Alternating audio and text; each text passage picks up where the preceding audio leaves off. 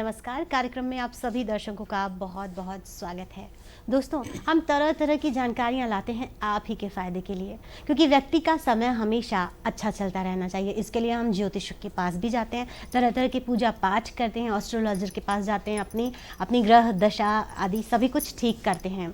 पर ये हम तब करते हैं जब हमें किसी तरह की कोई परेशानी होती है। हम ये देखना चाहते हैं कि कहीं हमारे सितारे गड़बड़ चाल तो नहीं चल रहे हैं, और इसके लिए हम जाते हैं। पर मुझे लगता है कि हमें ऐसा करना चाहिए कि जब हमारा सब कुछ सामान्य है तब भी हमें ऐसे विशेषज्ञों की सलाह लेनी चाहिए। और अब मौका है दीपावली का। दीपावली हम पूरे 5 दिनों तक मनाते हैं, बहुत धूमधाम से मनाते हैं। पर क्या आपको पता है कि दीपावली पर ही आप कुछ ऐसे उपाय कर सकते हैं, कुछ ऐसी तैयारियां कर सकते हैं कि जिससे वो दिवाली बन जाए आपके लिए शुभ दीपावली, और पूरा साल आप बहुत खुशियों के साथ मनाएं, न केवल 5 दिन। तो इसी के लिए हम आज आपके लिए विशेष जानकारी लेकर, ये विशेष अंक लेकर आए हैं, और एक विशेष मेहमान हमारे साथ हैं जो हमें बताएंगे कि ज्योतिष का दीपावली का आपस में क्या संबंध है, कैसे ज्योतिष को अपनाकर हम अपनी दीपावली बेहतर बना सकते हैं, और दीपावली को बेहतर करके हम अपने पूरे साल और अपने पूरे जीवन को अच्छा बना सकते हैं। तो इसके लिए हमने खास तौर पर आमंत्रित किया है श्री आमोद सक्सेना जी को। तो आइए उनका स्वागत करते हैं और कार्यक्रम की शुरुआत करते हैं। नमस्कार सर। नमस्कार। बहुत बहुत स्वागत है आपका। हमारे दर्शकों से आपका तारुफ तो मैंने आपका परिचय करवा दिया है कि आप ज्योतिषाचार्य हैं। आमोद सक्सेना जी हमारे साथ जुड़ रहे हैं।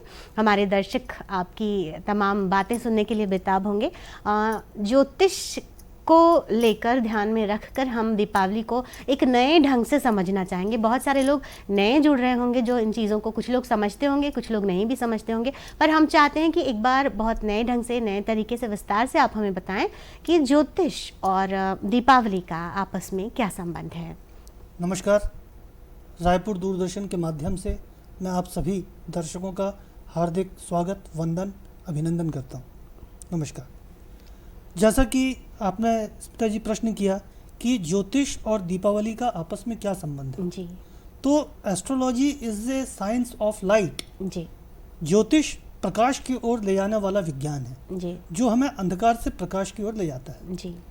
हिंदू धर्म में जितने भी तीज त्योहार हम मनाते हैं, जी। वो सभी ज्योतिषी गणना के अनुसार, ग्रहों की चाल और ग्रहों की स्थिति के अनुसार हम उनको मनाते हैं। जैसे कि दीपावली कार्तिक माह की अमावस्या के दिन दिवाली मनाई जाती है। जी।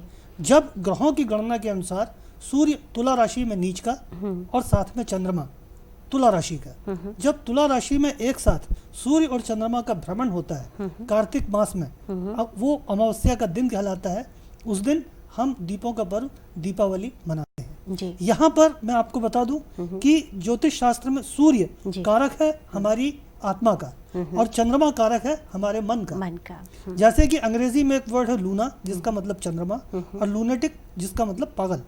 मीन्स लैंग्वेज ने भी माना है कि चंद्रमा का हमारे दिमाग से कोई ना कोई संबंध है। जी। वैसे ही साइकियाट्रिस्ट लोग बोलते हैं कि पूर्णिमा के आसपास पागल खाने में सबसे ज्यादा पेशेंट्स एडमिट होते हैं। पूर्णिमा के आसपास सबसे ज्यादा सुसाइड्स रजिस्टर होती हैं, और अमावस्या के आसपास पागल खाने से सबसे ज्यादा लोग डिस्चार्ज होते हैं। मीन्स मेडिकल साइंस भी मानती है कि चंद्रमा का हमारे मस्तिष्क से बहुत गहरा संबंध है। जी। तब सूर्य आत्मा का प्रतीक है, चंद्रमा मन, मस्तिष्क का प्रतीक है। जब मन और आत्मा दोनों एकीकृत हो जाते हैं, एकाकार हो जाते हैं, तब हम दीपावली का पर्व हर्षोल्लास के साथ मनाते हैं, जो कि सुख का पर्व माना गया है। सर, एक बात आपने अमावस की बात कही, तो एक और सामान्य से जिज्ञासा है कि जब अमावस्या अंधकार का प्रतीक है, तो ऐसे में माता लक्ष्मी जो सुख का कारक हैं, जो धन की देवी हैं, वो आती हैं। तो इस अमावस्या में लक्ष्मी पूजा का विधान रखा गया है। इसके पीछे का क्या लॉजिक है, क्या सिद्धांत है? इसमें कुछ समझ में नहीं आता कि अमावस है, फिर माता लक्ष्मी प्रकाश लेकर आती हैं, धन लेकर आती हैं, उसी विशेष दिन माता लक्ष्मी की पूजा का विधान रखा गया है। वास्तव में इस कार्तिक मास की अमावस्या का अपने आप में बहुत बड़ा महत्व है। जी। जैसे कि मैं आपको बता दूं, जैनियों की तीर्थंकर भगवान महावीर, उनका जन्म जो है वो कार्तिक मास की अमावस्या को हुआ था। जी। उन्हें निर्वाण कार्तिक मास की अमावस्या को ही प्राप्त हुआ, और उनका देहावसान भी कार्तिक मास की अमावस्या को ही हुआ था। चूंकि अमावस्या के समय अंधेरा होता है, परंतु चूंकि चंद्रमा और सूर्य दोनों एकीकृत हो जाते हैं, एकाकार हो जाते हैं, आत्मा और मन एक हो जाते हैं, इसलिए उस दिन हम उस एकीकृत रूप में माता लक्ष्मी की आराधना कर अपने जीवन में धन प्राप्ति का साधन उपलब्ध करते जी हैं। बिल्कुल।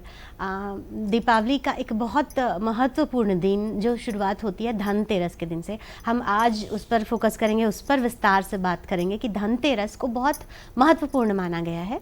तो आखिर धनतेरस पर अलग अलग तरह की पूजा होती है, हम ये जानना चाहेंगे कि कितने तरह की पूजा होती है, क्या विधान है। बहुत सारी मान्यताएं हैं जो प्रचलित हैं, उनमें तमाम तरह की, जैसे यम की पूजा का विधान है। धनतेरस के दिन यम पूजा के पीछे का क्या लॉजिक है? सबसे पहले मैं आपको बताऊं कि धनतेरस की शुरुआत कहाँ से हुई। जी। धनतेरस की शुरुआत हुई थी जब समुद्र मंथन किया जा रहा था। जी। तो समुद्र मंथन करते समय सबसे पहले उसमें से विष निकला, जी।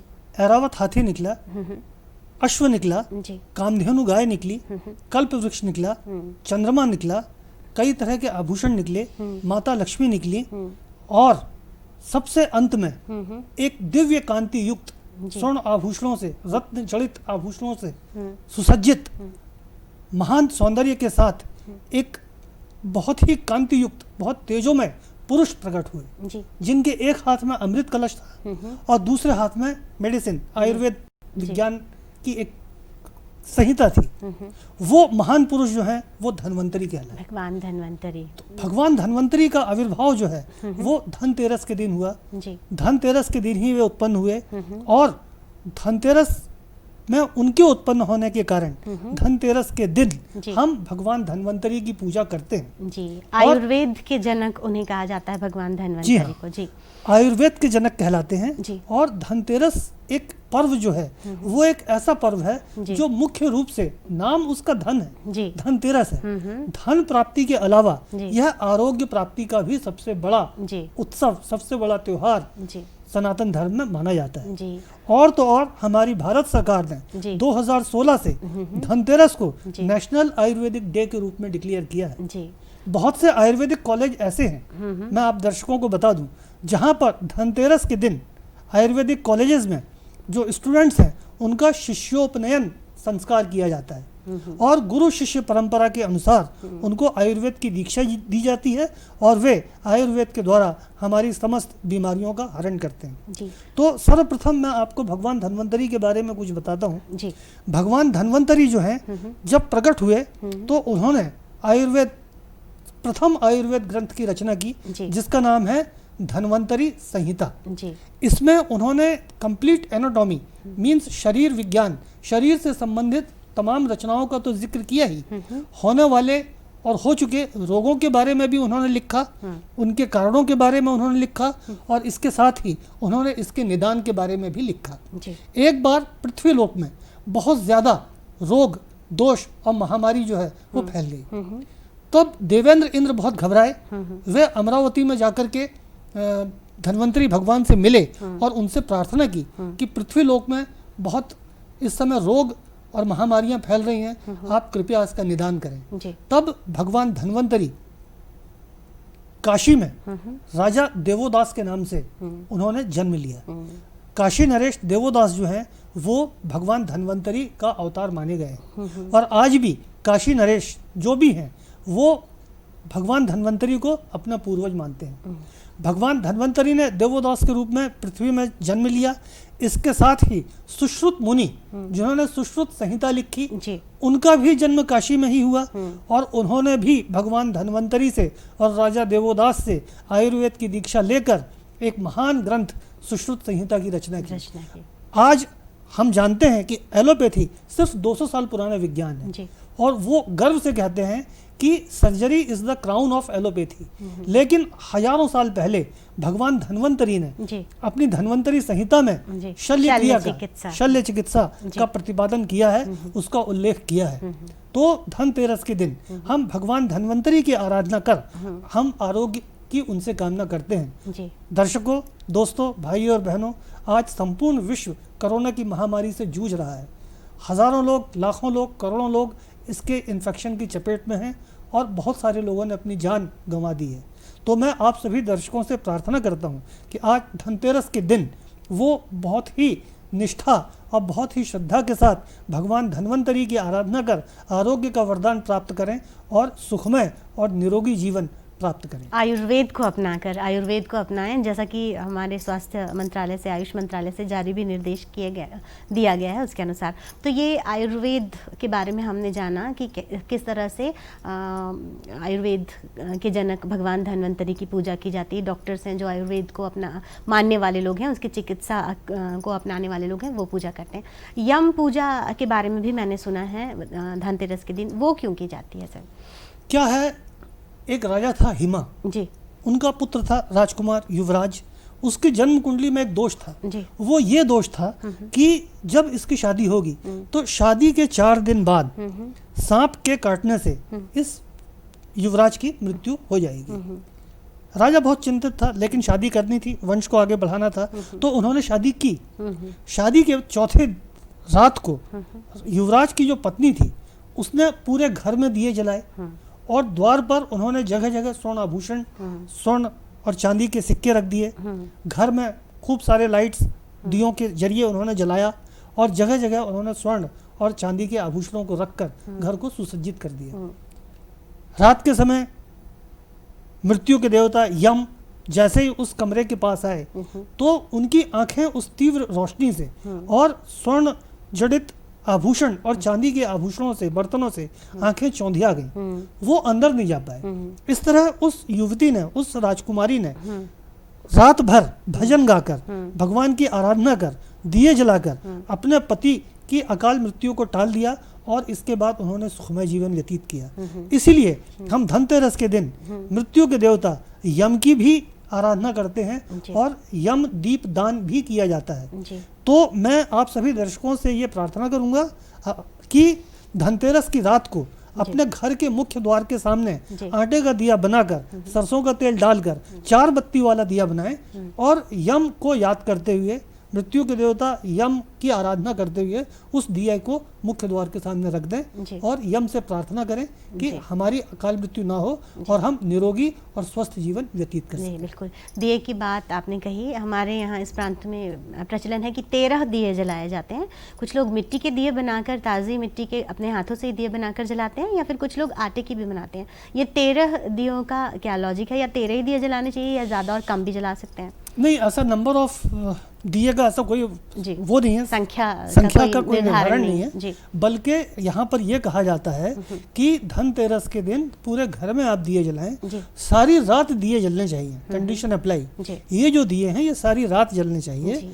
बट ये दिए हम जलाते हैं, ये दियों को जलाने से पहले हम आराधना करते हैं, पूजा करते हैं अलग अलग भगवानों की। धनतेरस पर जो भगवानों की हम पूजा आराधना करते हैं उनमें प्रथम है भगवान गणपति। धनतेरस के दिन गणपति प्रथमेश कहलाते हैं, सभी देवताओं के प्रमुख हैं और सबसे पहले उनकी आराधना की जाती है। तो धनतेरस की पूजा करने के लिए हम जिन देवताओं की आराधना करते हैं उनमें सर्वप्रथम जो नाम आता है वो गणेश का आता है, गणपति का आता है।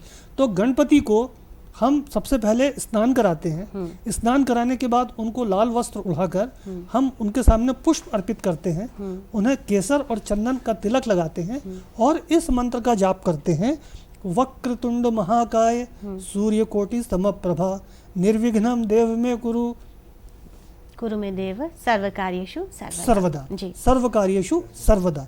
इस मंत्र का जाप जो है हम भगवान गणेश के लिए करते हैं। भगवान गणेश की आराधना के बाद हम भगवान माता लक्ष्मी की आराधना करते हैं। तो माता लक्ष्मी की आराधना के लिए हम माता लक्ष्मी को सर्वप्रथम गंगा जल और पानी से स्नान कराते हैं, केसर और चंदन का तिलक करते हैं, ऑरेंज कलर के, वाइट कलर के फ्लावर्स चढ़ाते हैं, अक्षत अर्पित करते हैं। अक्षत का मतलब होता है चावल जो हल्दी और कुमकुम से लिपटे हुए हो और जो टूटे हुए ना हो, उसको हम माता लक्ष्मी के सामने रखकर हम इस मंत्र का जाप करना चाहिए धनतेरस के दिन। ओम श्रीम ह्रीम श्रीम कमले कमलाय प्रसीद प्रसीद ओम श्रीम ह्रीम श्रीम महालक्ष्मये नमः।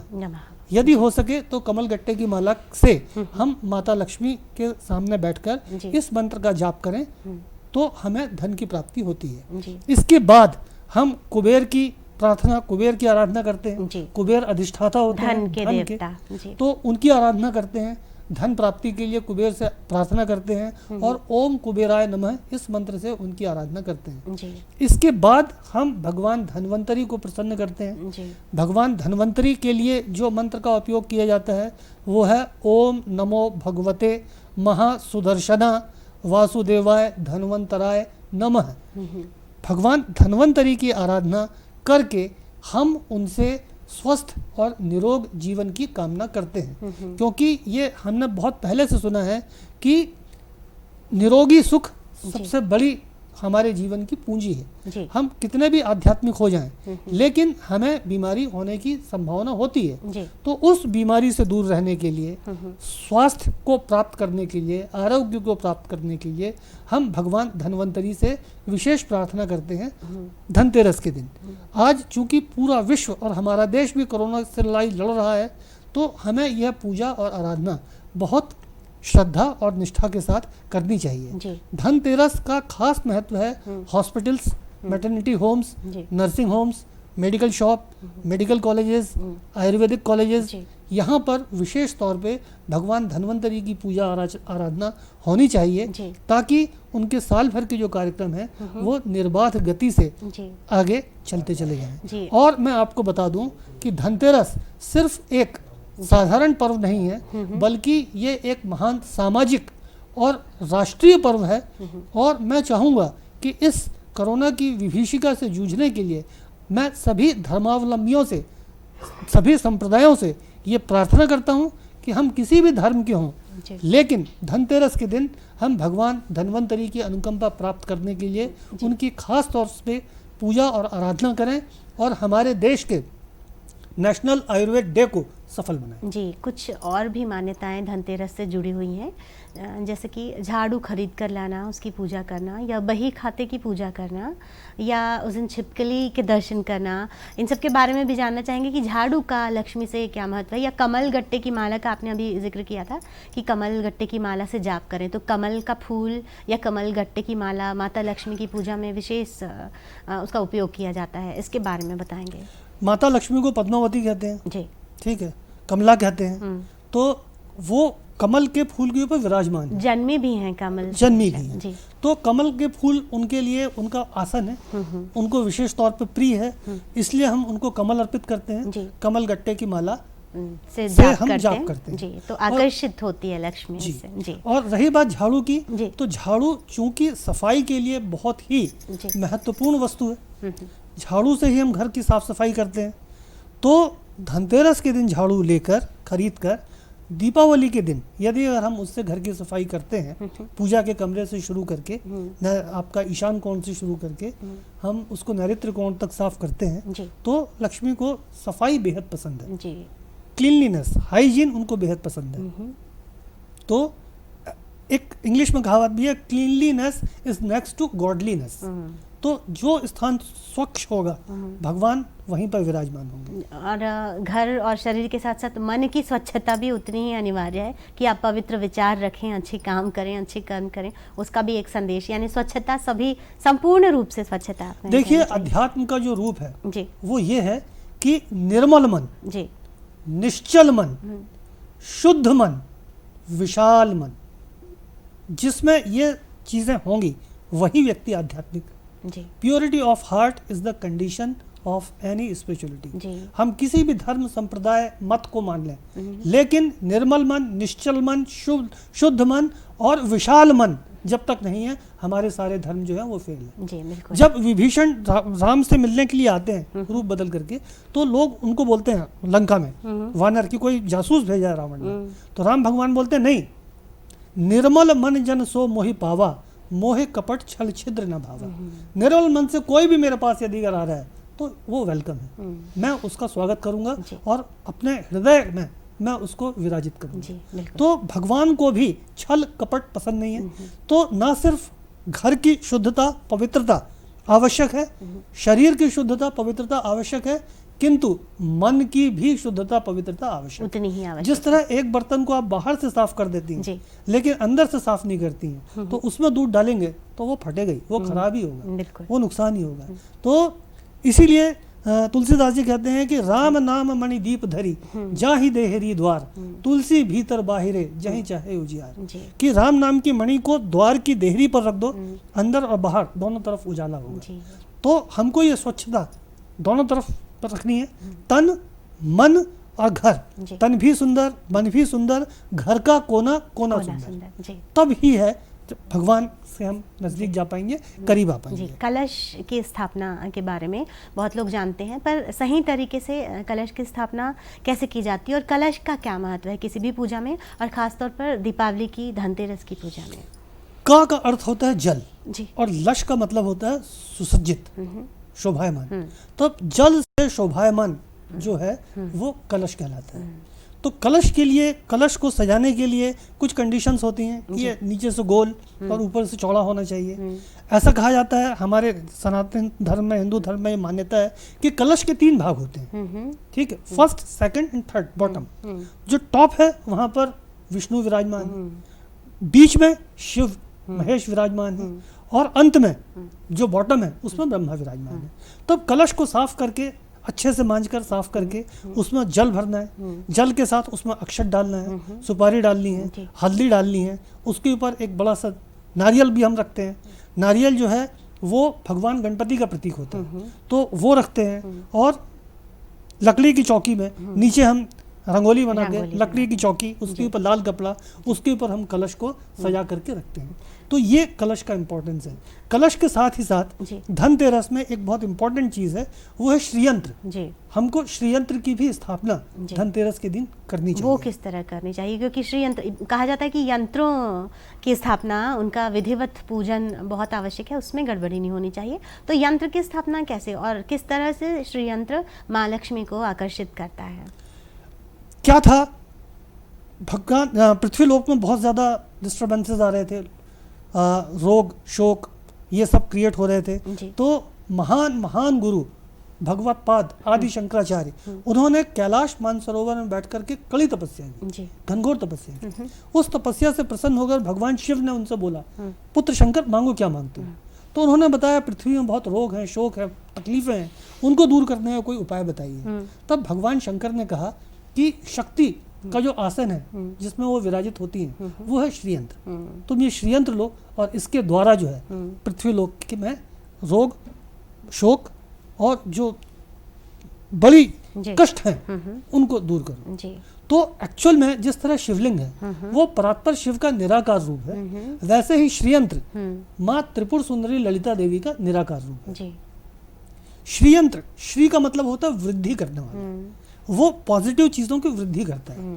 तो धनतेरस चूंकि धन का उत्सव है, उस दिन हम षोडशोपचार पूजा होती है जो हम करते हैं। षोडशोपचार पूजा के द्वारा श्रीयंत्र की स्थापना करनी चाहिए, और ये श्रीयंत्र की स्थापना करके हम श्री की वृद्धि कर सकते हैं। घर में यदि कोई बड़े वास्तु दोष हैं उनको दूर कर सकते हैं, और श्रीयंत्र ही वह यंत्र है जिससे हम भोग, अर्थ, धर्म, काम, मोक्ष, पुरुषार्थ 4 पुरुषार्थ जो भगवान श्री कृष्ण ने बताए, जिनको कहते हैं कृष्णम वंदे जगत गुरु, उनसे बड़ा गुरु कोई दूसरा है ही नहीं। तो उन्होंने जो ये 4 पुरुषार्थ बताए, इन 4 पुरुषार्थ की प्राप्ति हमें श्रीयंत्र की स्थापना से और विधिवत उसकी पूजा अर्चना करने से होती है। यहाँ पर मैं आपको बता दूं, हिंदू धर्म बहुत वास्ट है, इसमें द्वैत की भी साधना होती है, अद्वैत की भी साधना होती है।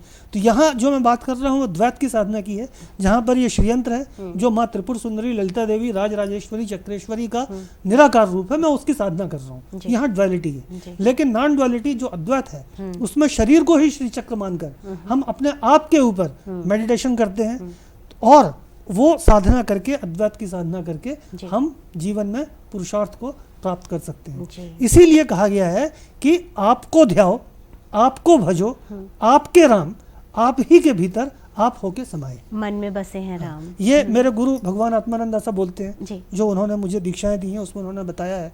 अद्वैत की साधनाएं कराते हैं, करता हूँ।